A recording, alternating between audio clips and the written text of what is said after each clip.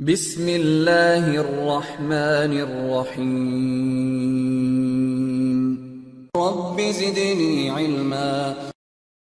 That a person who has the ability to say the Shahada, but he refuses to say the Shahada, then that person is a kafir, inwardly and outwardly.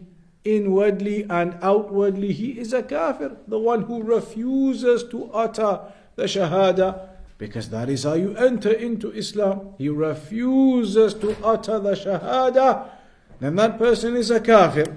That is what the Salaf have mentioned, and the masses of the scholars, they have all mentioned that.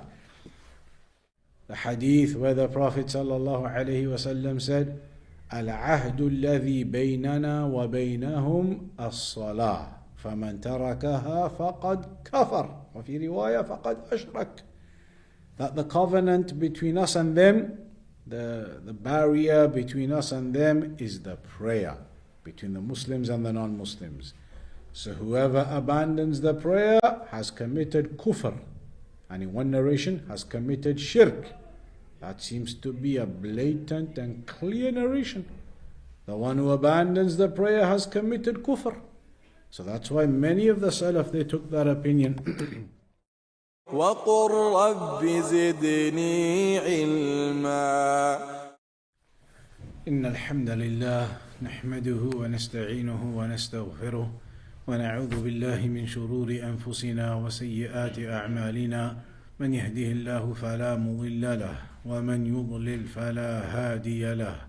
وأشهد أن لا إله إلا الله وحده لا شريك له وأشهد أن محمدا عبده ورسوله. أما بعد. So coming on to this section at the end of Usool-Us-Sunnah of Al-Humaydi rahimahullah ta'ala, he says, وَلَا نُكَفِّرُ بِشَيْءٍ مِّنَ الذُّنُوبِ إِنَّمَا الْكُفْرُ في ترك الخمس التي قال رسول الله صلى الله عليه وسلم بني الإسلام على خمس: شهادة أن لا إله إلا الله وأن محمدا رسول الله وإقام الصلاة وإيتاء الزكاة وصوم رمضان وحج البيت.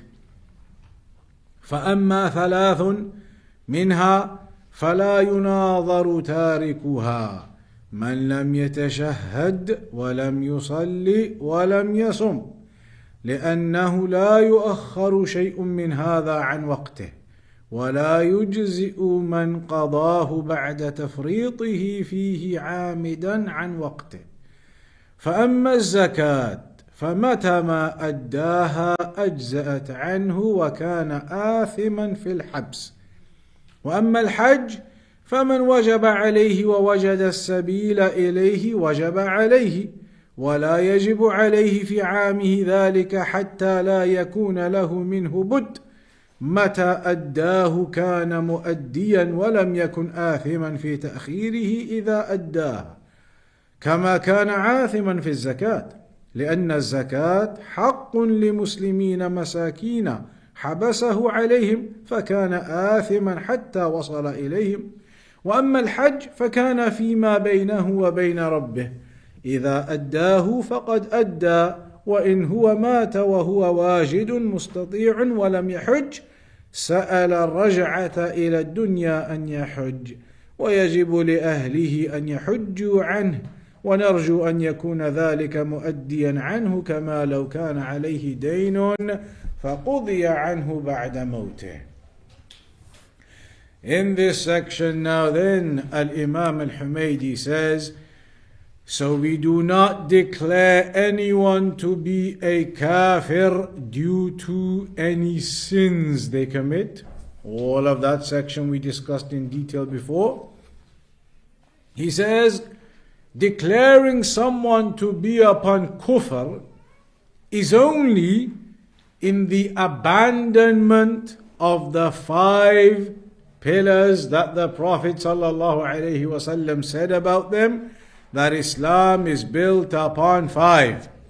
The testimony that none has the right to be worshipped in truth except Allah, and that Muhammad is the messenger of Allah, and the establishment of the prayer, and the giving of the zakat, and the fasting of Ramadan, and the Hajj to the house of Allah. He then says, as for three of them, then no need to argue with anyone who abandons them, meaning there's no issue or argument over the one who abandons three of them, and that is the shahada, the prayer, and the fasting. Whoever doesn't do the shahada or pray or fast, because those things cannot be delayed from their due time, and they will not count for the person who does them after their time has gone by due to his laziness for the prayer and the fasting. As for the zakat, even if a person is late, as long as he gives it, it will count, but he will be a sinner for having delayed giving the zakat. And as for the Hajj, if it's obligatory upon him and he finds the means to do so and he's capable, then it's an obligation to do it. And it's not obligatory upon him in that specific year until there is a situation where he has no way out. So whenever he performs that Hajj, it's done, it counts, and he is not considered a sinner for delaying it, for not doing it 1 year but then doing it a later year. So he wouldn't be a sinner in that, unlike the zakat where you are a sinner if you delay it past the year, because the zakat is the right of the poor Muslims. As for the Hajj, then that is between him and his Lord.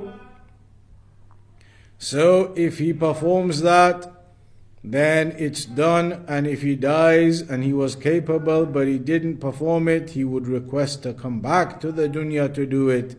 But his family, they perform it on his behalf, and the Shaykh says, or the author says, Al-Imam Al-Humaydi, that we hope that will count for him, just like if he had a debt and somebody then paid off the debt on his behalf.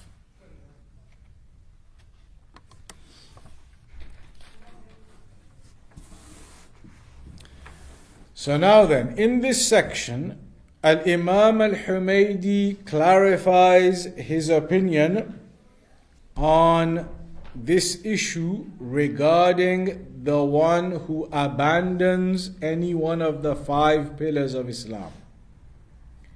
The 5 pillars of Islam that are of course agreed upon.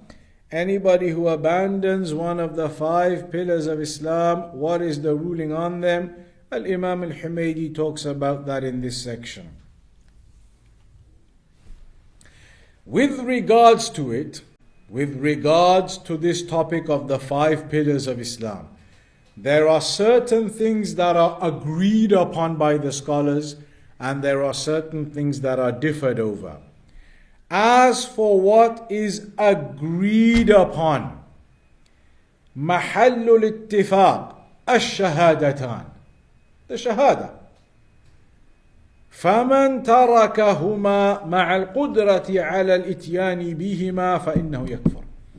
So whoever abandons the shahadatain, La ilaha illallah Muhammad Rasulullah, whoever abandons them with the ability to be upon them and to say them, whoever abandons them, then he is certainly a kafir by agreement of the scholars.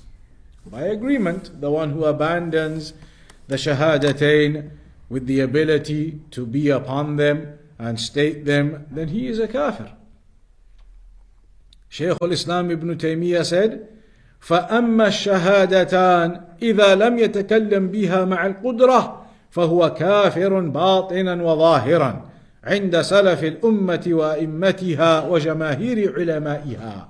That a person who has the ability to say the shahada, but he refuses to say the shahada, then that person is a kafir, inwardly and outwardly. Inwardly and outwardly he is a kafir, the one who refuses to utter the shahada, because that is how you enter into Islam. He refuses to utter the shahada, then that person is a kafir. That is what the Salaf have mentioned, and the masses of the scholars, they have all mentioned that. That is agreed upon. As for the other 4 pillars, they are all differed over. Meaning if a person abandons any one of the other 4 pillars, are they kafir or not? That is differed over. وأما محل الاختلاف فهي بقية الأركان الأربعة والخلاف فيها في من تركها كسلا وتهاونا أما من تركها أو ترك أحدها جاحدا الوجوب والفرضية مستكبرا عن ذلك وليس ثمة مانع فإنه كافر بالإجماع. So with the 5 pillars of Islam, whoever abandons the Shahada, kafir by agreement of the scholars. Whoever abandons one of the other 4, there's a difference of opinion. But remember too, the difference of opinion is about a person who abandons one of the other 4 out of laziness. As for the one who abandons any one of the other 4 due to rejection of them, then he's a kafir by agreement too. If anybody rejects any one of the other 4 pillars, he abandons them due to his rejection of them. That is kufr. So that isn't the problem. That isn't any difference of opinion. The difference of opinion is somebody who accepts them, doesn't reject them, but out of laziness doesn't perform them. One of the other 4 pillars. Then what is the ruling on that person who has abandoned one of the other 4 pillars out of laziness? That is where the difference of opinion is.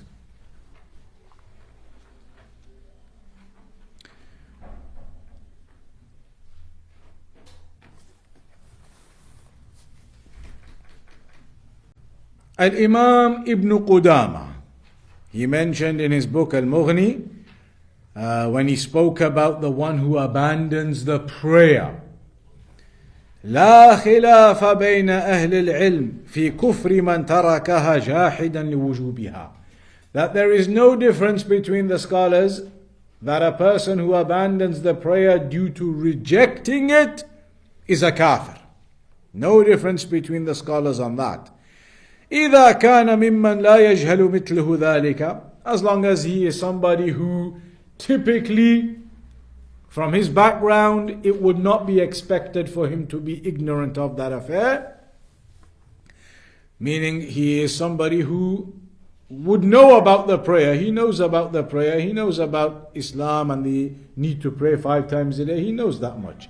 He's not somebody from the middle of the Amazon rainforest and then he rejects the prayer. That's a different situation. But somebody who knows, and it is expected of him and of his likes to know about the obligation of the prayer, and so he abandons it out of rejection, that is kufr. فإن كان ممن لا يعرف الوجوب كحديث الإسلام والناشئ بغير دار الإسلام أو بادية بعيدة عن الأمصار وأهل العلم لم يحكم بكفره. But as for the one who, for example, is brand new to Islam, just became Muslim, doesn't even know the proper rulings of prayer and things like that, or somebody who lives in some faraway place away from the lands of the Muslims, or some deserted faraway place in the jungles or wherever it might be, far away from the people of knowledge, far away from the lands of Islam, and that kind of person rejects it, then you don't automatically declare that to be kufr. That is then going to be a situation that needs to be looked into further. You then have to give him da'wah and explain to him that you don't understand. Prayer is one of the pillars of Islam and these are the rulings and this is the evidence. You have to teach that kind of person. وَنُثْبَتْ لَهُ أو تثبت له أدلة وجوبها, and you affirm and establish the evidences for the obligation of the prayer to him. فإن جحدها بعد ذلك كفر. After all of that, if he then still rejects it, then you declare that to be kufr. وأما إذا كان جاحدا أو الجاحد لها ناشئا في الأمصار بين أهل العلم فإنه يكفر بمجرد جحدها وكذلك الحكم في مباني الإسلام كلها. As for a person who has grown up in the kind of environment where you would expect, of course, they understand these basics. They grew up in a Muslim country. You grew up in a Muslim country, of course you know about the 5 daily prayers. Or even you grew up in a place, even in these countries that are non-Muslim, but with Muslims and access to knowledge and information, even the kuffar, they know about these prayers that we do every day, and they've seen the videos and they see all types of things. Even they know these actions that we do. So a Muslim, even in these kinds of lands, obviously knows. You go to any Muslim on the street, the worst drug dealer, but he was born in a Muslim family, you ask him, he'll tell you, yes, I know there's 5 prayers every day. So in these kinds of environments where the people know that basic concept, they know about the 5 daily prayers, they know about fasting in Ramadan, they know about zakat, they know about hajj. You could go to the drug dealer on the street who was born in a Muslim family, he'll know about those things. He'll know, yes, hajj and fasting, Ramadan and these things, they know. So in these kinds of instances where that basic knowledge exists, but they reject these pillars, they reject them and refuse to accept them, disbelieve in them, then that is kufr. That is kufr. They know about them, they understand them, they recognize them, but they still reject them. That is kufr in that case.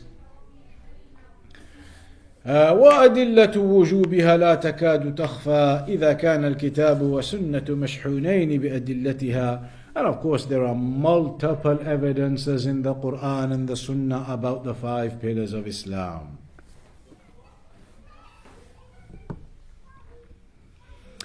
Al-Hafiz ibn Hubayra, he mentioned, واتفقوا على أن من امتنع من الزكاة مستحلا لذلك غير معتقد لوجوبها أنه كافر.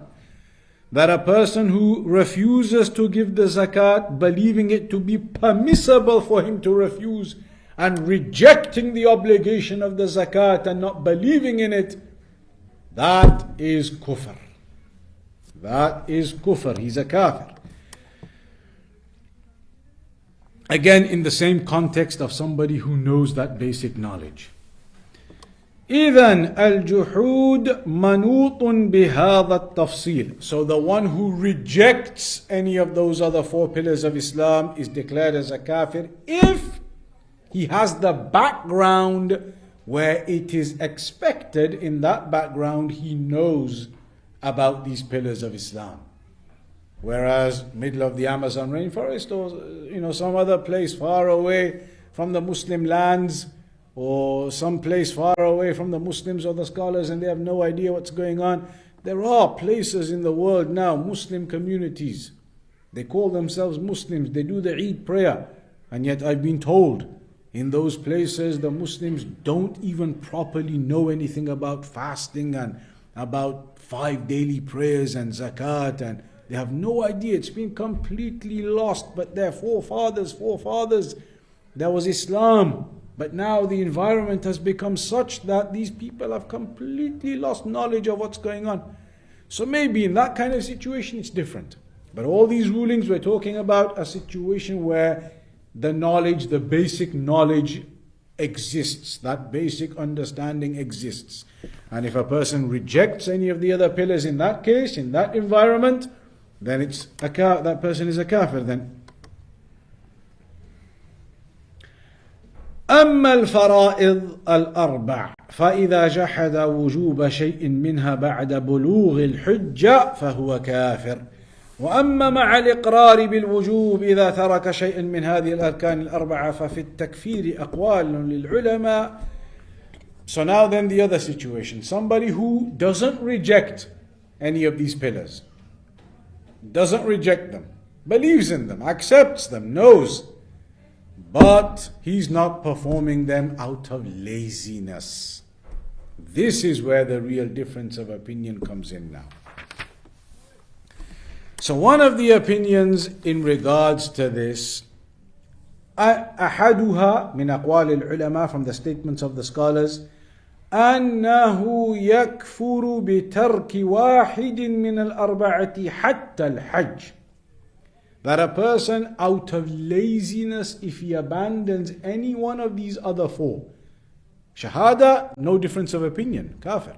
But the prayer, zakat, hajj, fasting, if a person out of laziness abandons one of these other four, any one of these other four, some of the scholars say that is kufr. وإن كان في جواز تأخيره نزاع بين العلماء فمتى عزم على تركه بالكلية كفر. So some of the scholars have this opinion. Anybody out of laziness abandons the prayer, or the fasting, or the zakat, or the hajj, abandons it, then that person out of laziness is a kafir. How can you abandon hajj though? Meaning a person knows he's supposed to do hajj once in the lifetime, but he makes the intention, I'm not going to bother, forget it, I'm never going to go. He accepts that it's an obligation, but he makes the intention, I'm never going to go, forget it. So now he has abandoned hajj, despite accepting its obligation. He's made the intention to abandon it. As for zakat, you physically abandon that. 1 year goes by and you don't give your zakat. As for fasting, you physically abandon that. Ramadan comes and you don't fast. Prayer, you physically abandon that. 5 times a day, time comes and you don't pray. But hajj, technically you can't physically abandon it, because some of the scholars have the opinion, if you're capable of hajj, you're healthy, you have the money, do you have to do it that year? Imagine previously I didn't have the money. I had health. I had my health, but I didn't have money in the past. And this year now, alhamdulillah, Allah blessed me with money. So now I've got wealth and I've got money this year. Does hajj become an obligation upon me this year right now then? Or can I say, okay, I've got my health, I've got money as well now, I'll just keep it aside, I'll go next year with the money. Is that permissible? Is it permissible to delay hajj once you have fulfilled the requirements to be able to go? Or are you allowed to still delay it till a later year, even after you have fulfilled the requirements to be able to go? You're healthy, you got money, but you think, I'm just going to go next year or the year after. Is it allowed or not to delay hajj? Difference of opinion between the scholars. Some scholars say, as soon as you fulfill the requirements, you have your health, you have your wealth, you have the means to go, then it's an obligation to go that year. Others, they say, once you have fulfilled the requirements, you got enough money put aside now, you're healthy, you got the means, you got your visa, whatever, but it's an extended visa, you think, okay, it's a 5-year visa, I'm going to go next year. Permissible, some scholars say. It's not an obligation to go that very year. So based upon that opinion where it's permissible to delay, once you fulfill the requirements, it's still permissible to delay, then technically you can't be physically missing the hajj, because it's allowed to do it the year after. So in that case, they say, if a person makes the intention that he's going to miss it, this year, next year, he's going to miss it. He makes the intention, he's not going to go. Then that is now abandoning hajj out of laziness. So one opinion of the scholars is, anybody who abandons any one of the other 4 pillars out of laziness, kafir. That is the opinion of some of the scholars. The second opinion, أنه لا يكفر بترك شيء من ذلك مع الإقرار بالوجوب. That a person who doesn't reject any of those things, accepts all 4 of these other pillars, along with the shahada of course, accepts them all, but just out of laziness misses whichever ones. The second opinion is, there is no kufr in this circumstance. Somebody who accepts these other 4 pillars and misses any one of them out of laziness, there is no kufr that gets involved here. You don't declare a person to be a kafir if they miss any of the other pillars out of laziness, basically. So he could miss the prayer out of laziness, we don't rule upon him as a kafir. He could miss the zakat, abandon it, or the hajj or the fasting out of laziness, we don't declare kufr upon him in any case, if he has abandoned it out of laziness only, but accepts the obligation in his heart. No kufr. That is the second opinion. And that is an opinion which is widespread amongst the fuqaha. Widespread among the fuqaha, from the companions of Abu Hanifa, Al-Imaam Malik, Al-Imaam Abu Hanifa, Al-Imaam Shafi'i. It's also narrated from Al-Imaam Ahmad. So many of the scholars have this opinion that if somebody abandons any of the other four pillars out of laziness only, that isn't going to be kufr. We don't declare that person to be kafir. The third opinion, if a person abandons the fasting out of laziness, or the zakat out of laziness, or just a desire not to give it, or whatever it may be, or the hajj out of laziness, none of those three are a declaration of kufr upon him.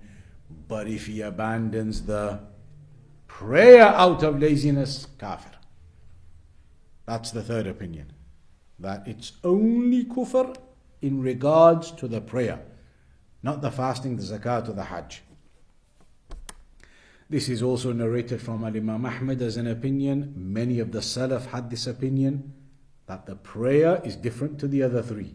You abandon the prayer out of laziness, kufr. Contrary to the other three, as opposed to the other three. The fourth opinion is a person who abandons the prayer or abandons zakat, kafir. But not if he abandons fasting or hajj. So think about these four opinions. The first opinion was anybody who abandons any one of the other four pillars out of laziness, kafir. You can make that declaration, that applies, that comes into it. Second opinion, complete opposite. Anybody who misses any one of these other four obligations out of laziness, there's no such thing as kufr coming into the issue. No declaration of kufr. Third opinion was only on the prayer the issue of kufr comes in, according to them, on the third opinion, not fasting, zakat, or hajj. The fourth opinion, the one who abandons the prayer, just like opinion 3, but also if he abandons zakat. He could pray 5 prayers a day, but if he abandons the zakat, the issue of kufr comes into that as well. That's the fourth opinion. The fifth opinion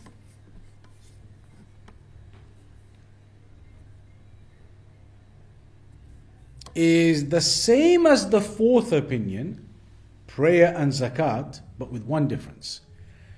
They say the one who abandons the prayer and abandons the zakat, and the Imam fights them over it. Just like it happened at the time of Abu Bakr as-Siddiq, fought those people who abandoned the zakat. They say if it gets to that level, then yes, the Imam is now fighting, the ruler of the Muslims is now fighting against them over it. Now the issue of kufr is coming in against them. So they say it's only in that circumstance. So opinion 4 and 5 are very similar. It's about the prayer and the zakat. But opinion 5 puts it down to the situation where the Imam, the ruler of the Muslims, actually goes out and fights them over it. So now the issue of kufr comes in on them. So you can see there are a few different opinions there regarding the other 4 pillars of Islam, and whether the issue of kufr comes in or not. The second opinion appears to be a very widespread opinion, that none of those other 4 are kufr. I mean, most of the scholars are only going to talk about prayer really as the main thing. Zakat does come into it quite a lot as well, but not as much as prayer. The discussion of the scholars mostly is over the issue of the prayer. Mostly. If you had to narrow it down, when you narrow everything down, you'd end up at the issue of the prayer as the head main issue. The one who abandons the prayer out of laziness, are they kafir or are they not? So that's where you get the main difference of opinion. A lot of scholars, they have the opinion no, opinion number 2. And there are some scholars, some of the Salaf, they have opinion 1. The person who abandons the prayer is a kafir. And there are evidences, of course, clear evidences about that. The hadith where the Prophet ﷺ said, العهد الذي بيننا وبينهم الصلاة فمن تركها فقد كفر وفي رواية فقد أشرك. That the covenant between us and them, the barrier between us and them is the prayer between the Muslims and the non-Muslims. So whoever abandons the prayer has committed kufr, and in one narration has committed shirk. That seems to be a blatant and clear narration. The one who abandons the prayer has committed kufr. So that's why many of the Salaf, they took that opinion regarding the one who abandons the prayer, that they have committed kufr.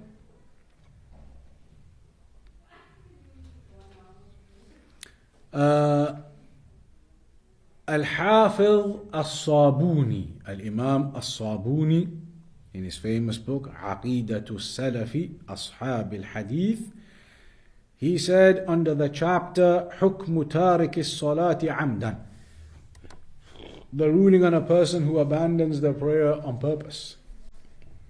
Because when you do it out of laziness, you're doing it on purpose. You're being lazy, you know what you're doing, you know you're missing the prayer, you know the time is about to finish, and you don't get up and pray. You've done it on purpose. Laziness, yes, but on purpose. He said, اختلف أهل الحديث في ترك المسلم صلاة الفرض متعمدا. That the scholars, they differed over a person who abandons the prayer on purpose, meaning out of laziness. Not on purpose because he rejects it, because that one there's no difference of opinion, kafir.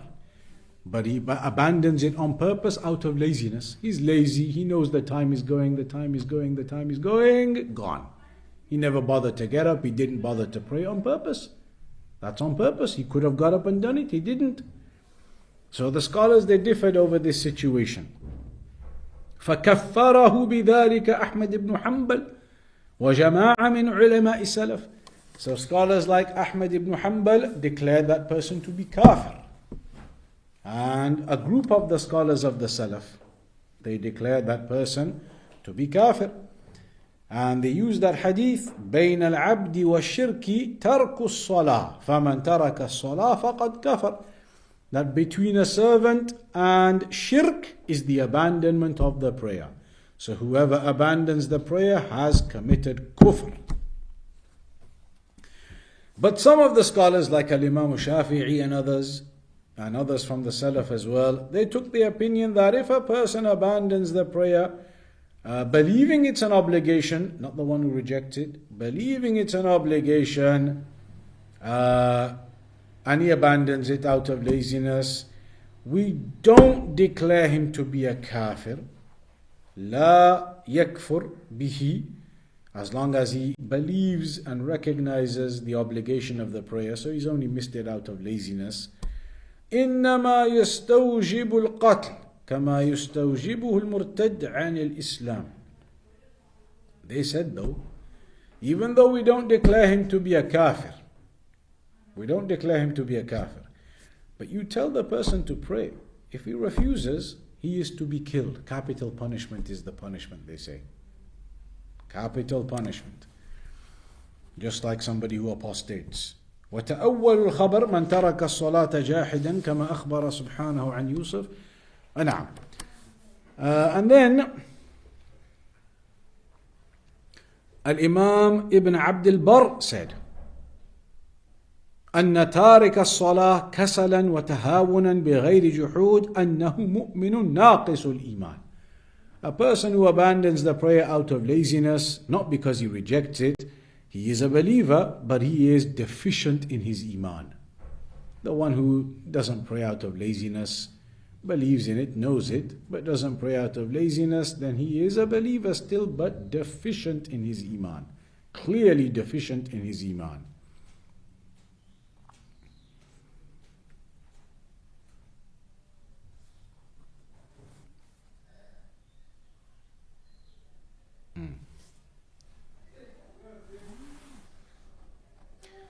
The third issue here that was mentioned by Al-Imam Al-Humaydi. So that was the issue of the 5 pillars and the differences of the scholars on declaring a person a kafir or not, if you abandon one of them or not.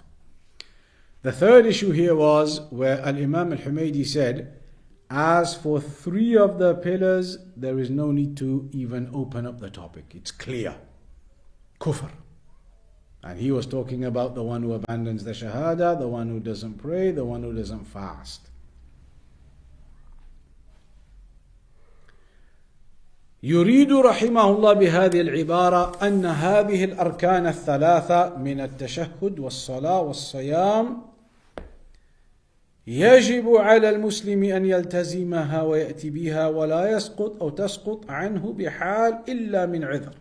هذا بالنسبة للصلاة والصيام بخلاف بقية الأركان من الزكاة والحج، فإن الواجب على كل مؤمن أن يؤمن بوجوب الزكاة والحج وأنهما من أركان الإسلام ومبانيه العظام، لكن لا يجب على كل أحد أن يقوم بها إلا من توفرت في حقه شروطها، أي شروط وجوب الزكاة وشروط وجوب الحج. أما من لم تجب عليه بمعنى لم تتوافر فيه شروط الموجب لها فإنه لا يجب عليه أن يأتي بهما لسقوطها عنه، لكن بقي أو يبقى أنه يجب عليه وجوبا أن يعتقد فرضيتها وأنها من أركان الإسلام. What Al-Imam Al-Humaydi meant, as Shaykh Al-Bukhari explains here, what he meant about the statement where he said 3 of these 5 pillars there's nothing to discuss. Not necessarily that he took the opinion that they are kafir if they abandon any of those 3. As Shaykh Al-Bukhari actually says, what he actually intended by that is that those 3, the shahada, the prayer and the fasting, are an obligation instantly upon everyone. Everyone who has shahada, everyone has to do that. Prayer, it's an obligation on everyone. Fasting, it's an obligation on everyone, unless you have the exemptions. It's an obligation by default, unless you have the exemption, you're sick or you're traveling, those are exemptions. But it's an obligation by default on everybody. Whereas the zakat, is it an obligation by default on everybody? It's not. It's only an obligation if you have the right amount of money, the threshold of money or wealth. Only if you have the threshold of the wealth it becomes an obligation, otherwise it's not. Hajj, obligation on everybody. Same again, only if you have the ability and the means and the threshold or the amount of wealth needed, only then it becomes an obligation. So those 2, it's a bit different. Whereas the first 3, where he says nothing to discuss in these, meaning by default, they are an obligation on everybody. That's what Shaykh Al-Bukhari says he meant by that. Not the issue of takfir. الوجه الرابع قوله لأنه لا يؤخر شيء من هذا عن وقته. Because Al-Imam Al-Humaydi, he explained that those first 3, you cannot delay them. Shahada, you can't say, okay, I'll take the shahada later. You're a kafir then until you do. The prayer, you can't delay that. The time of the prayer is the time. You can't go past the time, outside of the time. Fasting, Ramadan is Ramadan. You can't just miss it on purpose and say, I'm just going to do it afterwards. Those 3 cannot go outside of their time. Whereas zakat, even if it was an obligation on you, it could go out of its time, but you would be a sinner. It would still count. You give it late, it would still count, but you'd be a sinner. But if you miss the prayer time on purpose, then you think, okay, let me do it. Now if you pray, many of the scholars, they say your prayer doesn't count. You miss the time on purpose. You miss Ramadan on purpose, and then afterwards you say, okay, let me do it now. It doesn't count. You missed it on purpose in the month where it's obligated. So in those ones, no discussion. But in these ones, zakat, it's possible to delay it and you would be a sinner, but it would count. Hajj, again, there's a difference of opinion anyway. Some say it's allowed to delay it anyway. The 5th thing mentioned here is connected to that. لا يجزئ من قضاه بعد تفريطه فيه عامدا عن وقته. That those first 3, or the prayer and the fasting, if anybody delays either of those 2 on purpose until the time finishes, then afterwards he thinks, okay, let me do it now, it won't count. That will not cover you. You are considered as having abandoned that prayer in that time. Abandon the fasting of that day or that year. You've gone outside of the time. You cannot make it up outside of the time. That is, of course, if it goes outside of the allotted time.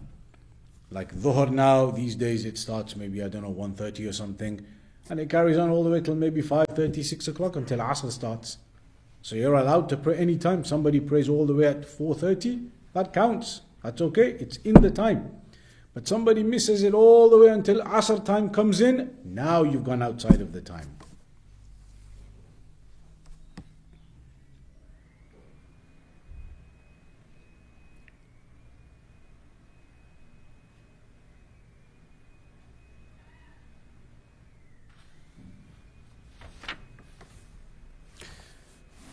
So that's what he mentions here in the 6th point about the zakat. فَأَمَّا الزَّكَاةِ فَمَتَى مَا أَدَّاهَا أَجْزَأَتْ عَنْهُ وَكَانَ آثِمًا فِي الْحَبْسِ.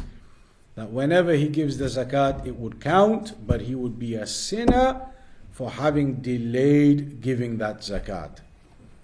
And as for the Hajj, وَأَمَّا الْحَجْ فَمَنْ وَجَبَ عَلَيْهِ وَوَجَدَ السَّبِيلَ إِلَيْهِ وَجَبَ عَلَيْهِ حَتَّى لَا يَكُونَ لَهُ مِنْهُ بُدٌّ مَتَى أَدَّاهُ كَانَ مُؤَدِّيًا.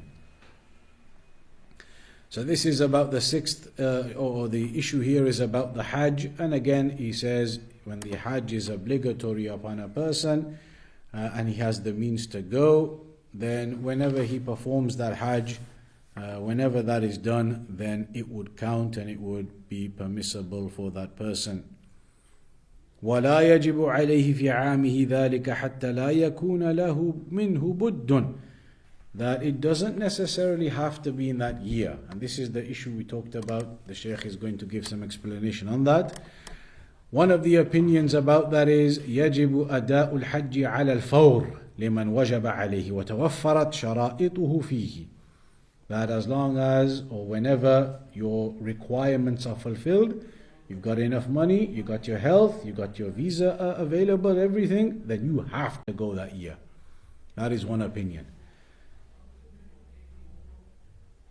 The second opinion is that it's not an obligation that immediate year. You could have the money now and you think to yourself, okay, let me just save it.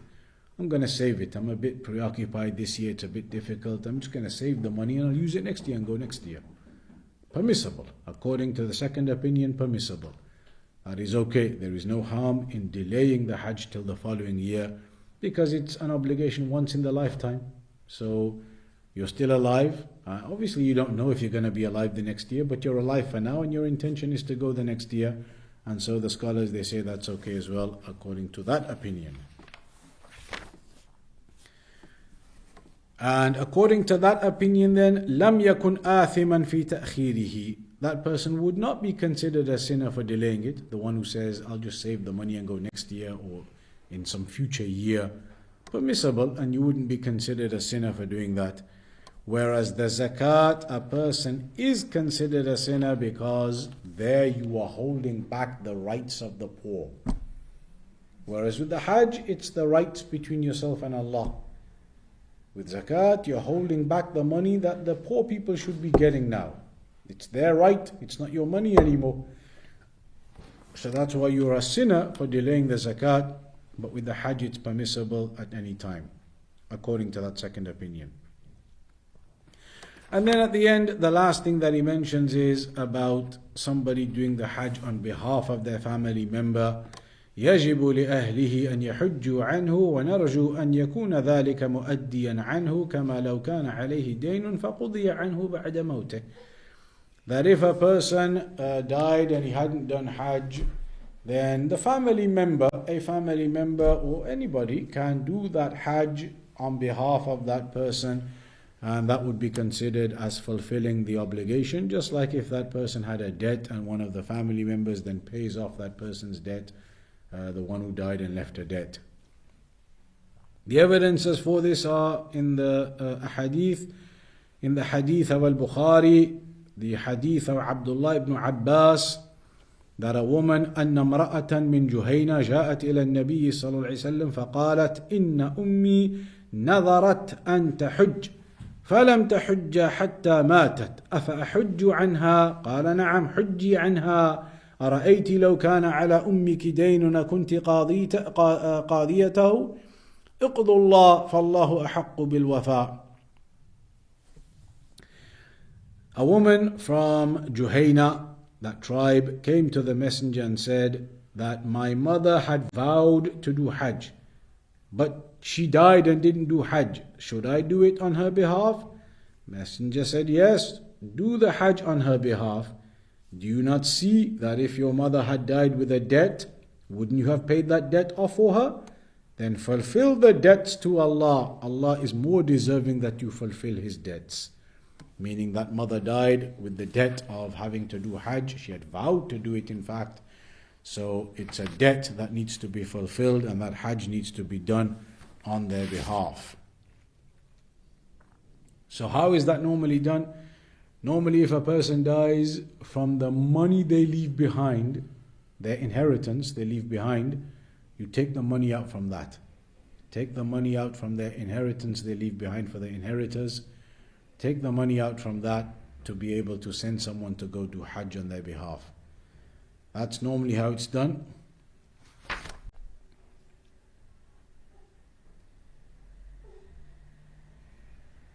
And there are some other opinions about how that money is taken as well, but that is the opinion of the scholars mostly on that.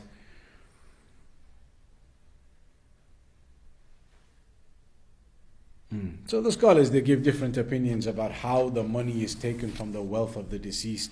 But basically, usually the scholars, they mention the wealth, the amount needed to go do Hajj, you take that out from the inheritance, put that aside, somebody's going to go do Hajj on behalf of them. The rest of the money now is split out between the inheritors. That amount for the Hajj is taken out. The rest of it is then split amongst the inheritors.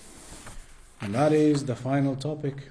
That is the final section that Al-Imam Al-Humaydi mentions there. That brings us to the end of this book, to the end of Usool-Us-Sunnah of Al-Imam Al-Humaydi rahimahullah ta'ala, with the explanation there of Shaykh Abdullah ibn Abd al-Rahim al-Bukhari hafidhahullah ta'ala. So may Allah reward our Shaykh for his explanation and reward the author for the book and the benefits within it. So that, alhamdulillah, by the blessing of Allah, is the completion of this book. Next week, as you know, there won't be a lesson. There is no lesson next week because of Eid, etc. And then the week after, we're going to start, I think the first lecture is going to be a one-off lecture on the hadith about the two hungry wolves. And then after that, we're going to start the new proper series of lessons, which is going to be a historical analysis of all the groups of bid'ah and how they emerged in Islam from those early times of the Salaf. Which groups, what were their beliefs, what were their principles, how did they deviate away from the principles of Sunnah, going through all the groups, the Jahmiyyah, the Mu'tazila, the Shia, all of the different groups and how they arose and the history and analysis of all of it. We'll go through all of that as the next series, insha'Allah ta'ala. So we'll stop on that for today then. وصلى الله على نبينا محمد وعلى آله وصحبه وسلم.